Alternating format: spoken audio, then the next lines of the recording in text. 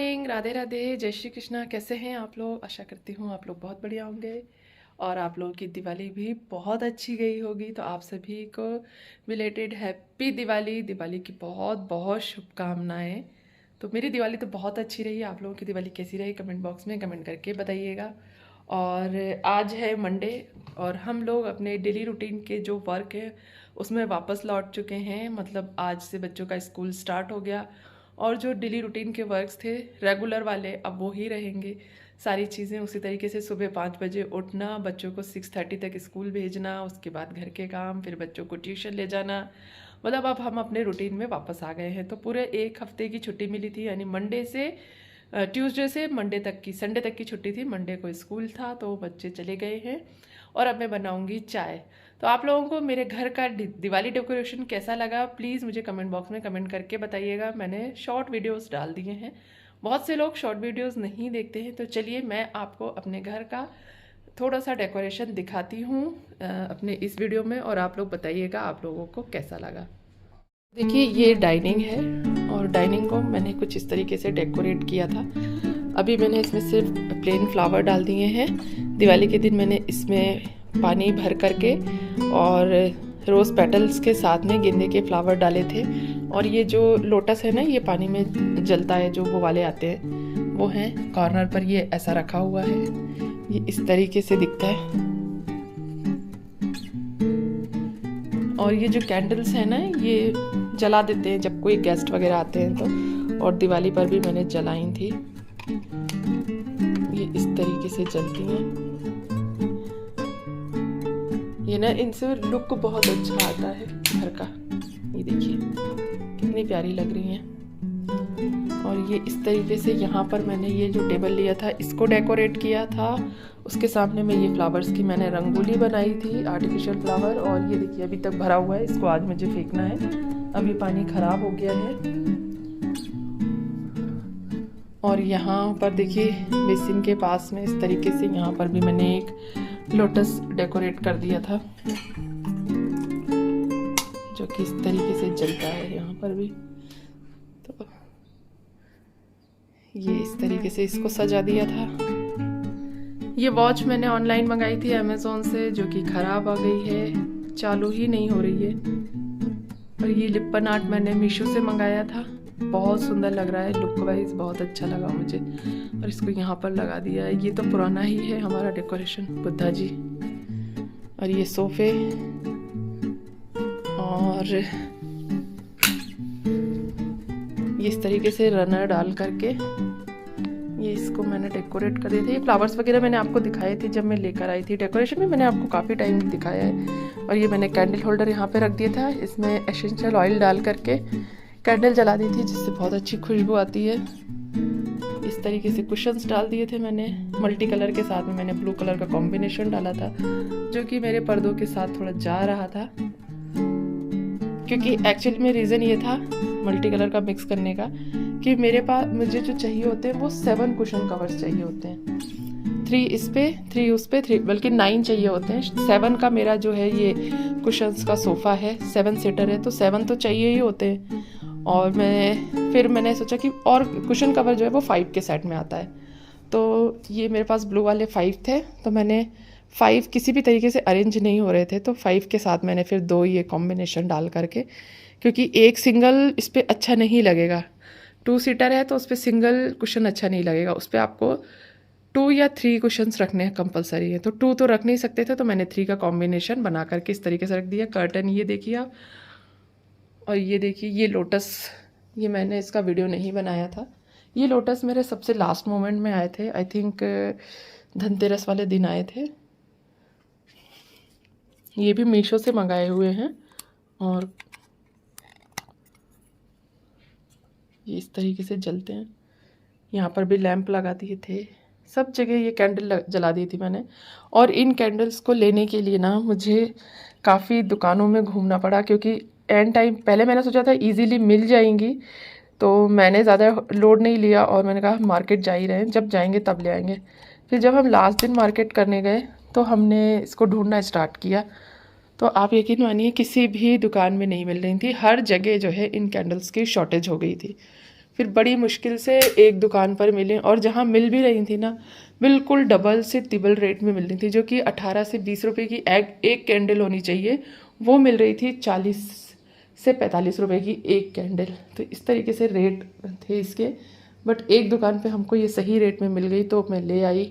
और मेरा जो दिवाली का त्यौहार है वो पूरा, क्योंकि अंदर जो है ना, घर के अंदर मुझे दिए जलाना या मोमबत्ती जलाने में बहुत डर लगता है, क्योंकि कुछ भी अनहोनी होने का डर रहता है। तो इसलिए ये वाले जो कैंडल है ना, लाइट वाले, ये बहुत अच्छे रहते हैं अंदर जलाने के हिसाब से। मैं अंदर जो है दिए वगैरह जलाना प्रेफर नहीं करती हूँ, क्योंकि लास्ट टू लास्ट दिवाली मेरी साड़ी जल गई थी, तब से ना मुझे डर लगने लगा है कि साड़ी कपड़े भी जलेंगे और घर का नुकसान होगा सो अलग। और दिवाली पर इस तरह से मतलब नहीं करना चाहिए। मुझे लगता है ये इस तरीके के कैंडल्स वगैरह जला करके आपको सेफ दिवाली मनानी चाहिए।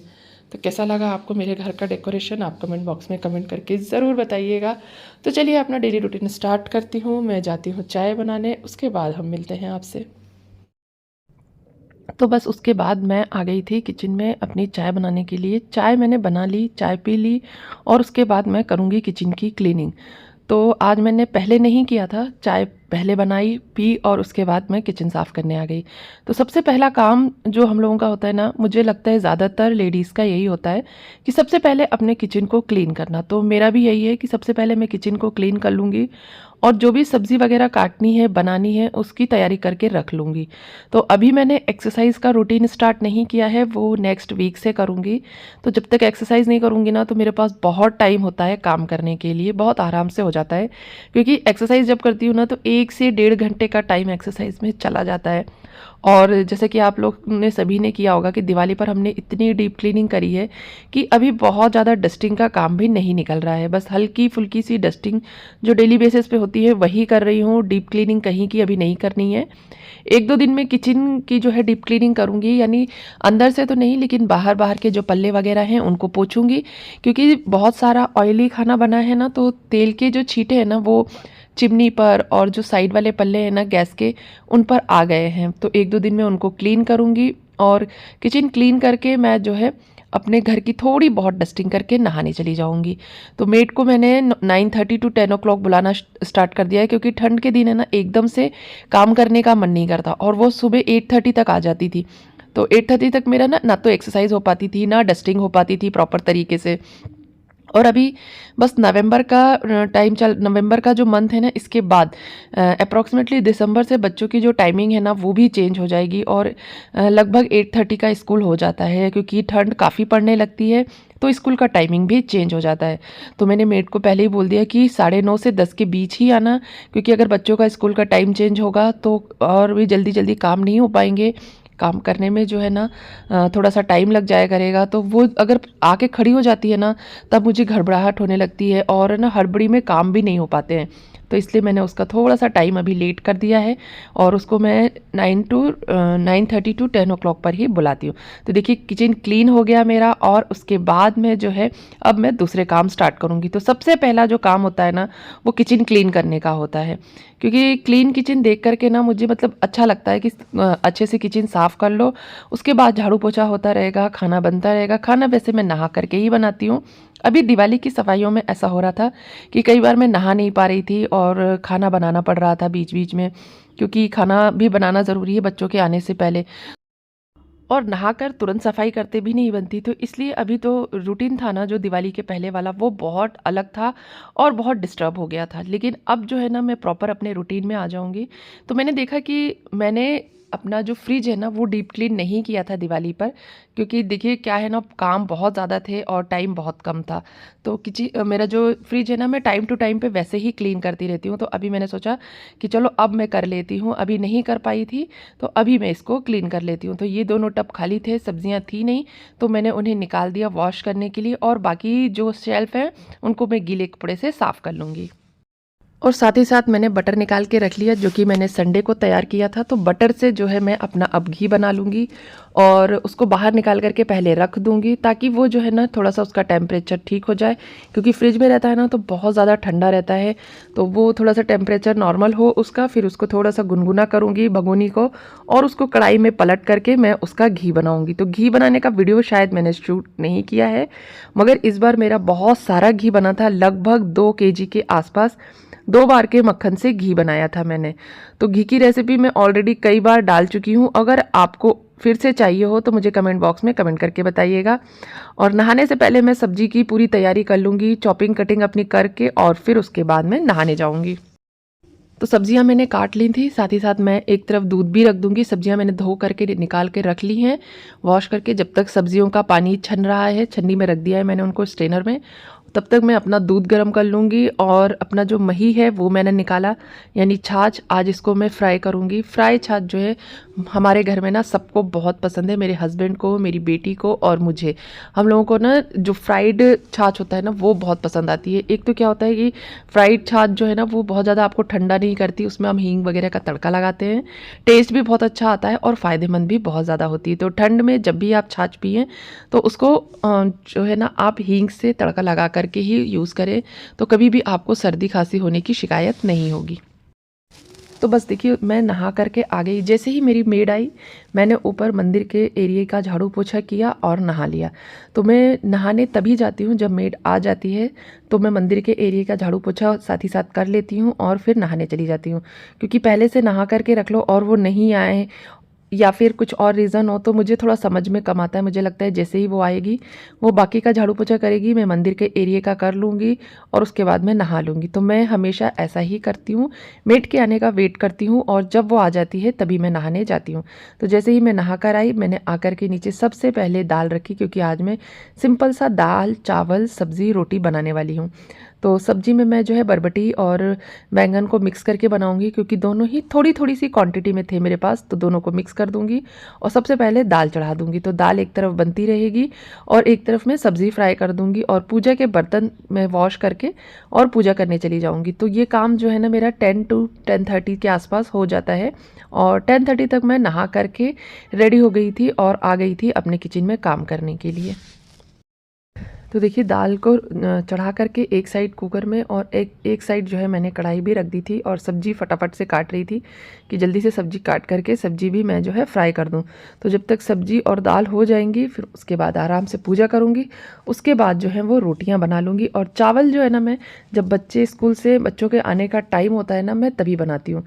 पर आज अगर बच्चे खाएंगे चावल तो ही बनाऊँगी, नहीं तो नहीं बनाऊँगी, क्योंकि नेक्स्ट डे मुझे कढ़ी बनानी थी, छाछ मैंने बनाया था। तो कढ़ी के साथ जो है ना बच्चे चावल बहुत अच्छे से खाते हैं, तो मैं कढ़ी के साथ बना लूँगी। तो जैसा कि सभी के बच्चे जो है दाल चावल बहुत प्रेम से खाते हैं, प्यार से खाते हैं, मेरे बच्चे जो है वो दाल चावल नहीं खाते हैं। वो लोग दाल चावल खाना प्रेफर नहीं करते। उन लोगों को सब्ज़ी, रोटी या रोटी ही ज़्यादा पसंद है। चावल जो है उनको बहुत कम पसंद आता है। तो देखिए ये मैंने अपनी कढ़ाई साफ़ करी और मैं फ्राई करने लगी थी सब्जी। तो सब्जी मैंने बहुत कम ऑयल में बहुत सिंपल तरीके से फ्राई करी थी, इसलिए उसकी रेसिपी मैंने शूट नहीं की। और आप लोगों को मेरे ये ब्लॉग्स कैसे लगते हैं प्लीज़ कमेंट बॉक्स में कमेंट करके ज़रूर बताया कीजिए। मुझे कभी कभी मैसेज भी आते हैं, जैसे मैं अभी थोड़ा सा ब्लॉग जो है कम डाल रही थी, क्योंकि दिवाली की साफ़ सफाई, दिवाली के रूटीन, दिवाली की तैयारियों में मैं इतनी ज़्यादा बिजी थी कि ब्लॉग ना तो शूट करने का, ना एडिट करने का और ना ही अपलोड करने का, किसी भी चीज़ का बिल्कुल टाइम नहीं था।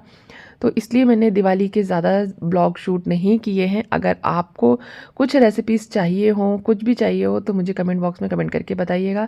मैं दोबारा बनाने की कोशिश करूँगी। मैंने इस बार कोई भी रेसिपी जो है शूट नहीं की है। मुझसे फ्लेयर्स की रेसिपी किसी ने पूछी थी, मेरी एक सब्सक्राइबर हैं उन्होंने, तो मैं अब जब भी बनाऊँगी तो मैं ज़रूर शूट करूँगी, क्योंकि अभी तो देखो जो फेस्टिवल है वो निकल गया है और ये सारी चीज़ें हैं ना, जो भी पकवान होते हैं, रेसिपी, ये सारी चीज़ें फेस्टिवल में ही बन पाते हैं। मेरा मैदा बचा हुआ है लेकिन मुझे पता है कि वो मैं बना नहीं पाऊँगी, क्योंकि फेस्टिवल में एक अलग ही उत्साह होता है पकवान बनाने का। और फेस्टिवल जैसे ही निकलता है ना, अगर कोई चीज़ रखा गई है कि हम बाद में बना लेंगे तो वो बिल्कुल भी नहीं बनती है। मेरे साथ तो ऐसा ही होता है, मुझे बहुत आलस आता है दोबारा बनाने में। तो देखिए ये मैं सब्ज़ी को फ्राई कर रही हूँ। बहुत थोड़ा सा तेल लिया मैंने, उसमें जीरा, और मिर्ची लहसुन इनका तड़का लगा दिया। जब लहसुन अच्छे से पक गया उसके बाद मैंने इसमें प्याज डाल दिया। प्याज को भी मैं अच्छे से भून लूँगी। इसके बाद मैं बरबटी की सब्ज़ी बना रही हूँ, हमारे यहाँ इसे बरबटी बोलते हैं। तो बरबटी, आलू, बैंगन, ये तीनों चीज़ों को मिक्स करके मैंने बनाया था। सब्ज़ी बहुत ही हेल्दी और टेस्टी बनी थी। तो इस तरीके से आप भी बना के देखिएगा, सब्ज़ी बहुत अच्छी लगती है। साथ ही साथ सब्ज़ी जो है ना वो काफ़ी टेस्टी और हेल्दी रहती है। तो मैं अब जो है ना बहुत कम तेल मसाले का खाना बनाऊँगी, क्योंकि अब मैं ना थोड़ी सी डाइट पर अपने फोकस करूँगी। और मेरे हस्बैंड भी अभी जो है ना थोड़ी सी डाइटिंग कर रहे हैं। वो एक टाइम ही खाते हैं, मतलब डिनर वो नहीं लेते हैं। डिनर में वो बस फ्रूट्स वगैरह ले लेते हैं। तो अब थोड़ा सा डाइट पे भी फोकस करना है। थोड़ी सी जो है लाइट डाइट लेनी, क्योंकि फेस्टिवल्स में ना बहुत ऑयली, मीठा ये सारा खाना हो गया था। तो अब कम ऑयल का हल्का खाना खाएंगे, ताकि हेल्थ जो है ना वो थोड़ी सी अच्छी रहे, थोड़ा वेट लॉस हो सके। और मेरे हस्बैंड का थोड़ा वेट ज़्यादा है, तो उनको वेट लॉस करने की बहुत ज़रूरत है, क्योंकि जब आपका वेट ज़्यादा होता है ना तो बहुत सारी बीमारियां हो जाती हैं। वैसे उनको कोई प्रॉब्लम नहीं है माइग्रेन के अलावा, लेकिन फिर भी मुझे लगता है कि वेट जो है ना वो एक लिमिट में होना चाहिए। मैंने अपने घर में ही ऐसे एग्जाम्पल देखे हैं कि वेट की वजह से ना सबसे ज़्यादा बीमारियां होती हैं, सबसे ज़्यादा प्रॉब्लम होती है। तो सिंपल सा खाना खाइए, हेल्दी खाना खाइए, कम ऑयल का खाना खाइए, तो इससे वेट लॉस में भी मदद मिलती है। साथ ही साथ आपकी जो सेहत है ना वो भी अच्छी बनी रहती है। तो राधे राधे फ्रेंड्स, देखिए पूजा हो चुकी है मेरी, और लगभग अभी 12 बजे का टाइम हो रहा है। आप सोच रहे होंगे 12 बजे कौन पूजा करता है। तो पूजा मैंने 11 साढ़े 11 बजे स्टार्ट कर दी थी, मतलब 11:20 के आसपास स्टार्ट कर दी थी। बट पूजा करते करते थोड़ा सा टाइम लग गया, और मैं नीचे भी किचन में भी काम कर रही थी। मैंने किचन में घी रखा हुआ था बनने के लिए, यानी बटर रखा हुआ था, मक्खन रखा था घी बनने के लिए। तो उसमें थोड़ा सा टाइम लग गया, और पूजा के बर्तन वगैरह मुझे ही धोने थे, तो मैंने बर्तन वगैरह धोए। उसके बाद पूजा की। पूजा करने के बाद मैं आ गई। जब मेरा घी हो गया गरम अच्छे से, मतलब वो बटर से घी पूरा बन गया, तब मैं आ गई अपना पाठ करने के लिए। तो लगभग अभी 12:30 बजने वाले हैं। तो घी बनाने में थोड़ा सा टाइम लग गया, नहीं तो मैं 12 बजे तक पूजा मेरी हो जाती। आप लोग कहेंगे कि 12 बजे कौन पूजा करता है, तो मैं 12 बजे के आसपास या 12 से पहले करने की कोशिश करती हूँ। नहा मैंने जो है 10 o'clock पर लिया था, पर खाना बनाने लग गई थी। तो अभी मुझे पाठ करना स्टार्ट करना है, अपने डेली रूटीन में वापस आना है। और देखिए मेरे कान्हा जी कितने सुंदर लग रहे हैं। वैसे तो आपने शॉर्ट वीडियोस में देखा ही होगा, पर अभी आप लॉन्ग वीडियो में भी देख लीजिए। ये देखिए माँ दुर्गा है, भगवान राम जी हैं, ऊपर गणेश जी हैं, फिर उसके ऊपर खाटू श्याम जी हैं, फिर जो है हमारे विष्णु जी हैं, माँ लक्ष्मी जी हैं, फिर राम दरबार है, ये गणेश जी हैं, लक्ष्मी जी हैं, और साथ में जो हमारे कान्हा जी हैं वो विराजमान हैं। इस तरफ गौ माता है, सरस्वती माता है, और इस तरफ जो है शिव जी विराजमान है। तो इस तरीके से मैंने अपने मंदिर को अरेंज किया हुआ है। और आप जो कलश देख रहे हैं, एक तरफ माता जी का कलश है, अन्न कलश है, दूसरी तरफ जो है वो एकाक्षी नारियल का कलश है। इनको अभी मैं पूजन करती हूँ डेली, और समय समय पर इनके पत्ते जो है चेंज करती रहती हूँ। अब एकादशी या पूर्णिमा पर मैं इनके पत्ते चेंज करूँगी। तो चलिए अब मैं पाठ स्टार्ट करती हूँ, और उसके बाद जो है आज आपको ये वीडियो आज ही मिल जाएगी। मैं पूरी कोशिश करूँगी कि आज से आपको रेगुलर वीडियो मिलने, डेली की वीडियो डेली ही मिल जाए, मतलब सुबह शाम तक आपको जो मेरा डेली रूटीन का ब्लॉग है वो मिल जाए। तो चलिए हम मिलते हैं अगले वीडियो में, तब तक के लिए बाय बाय। वीडियो पसंद आए तो वीडियो को लाइक शेयर कमेंट करना बिल्कुल ना भूलें। साथ ही चैनल पर पहली बार आए हैं तो चैनल को भी ज़रूर सब्सक्राइब कर लीजिए। तो हम मिलते हैं अगले वीडियो में, तब तक के लिए नमस्कार।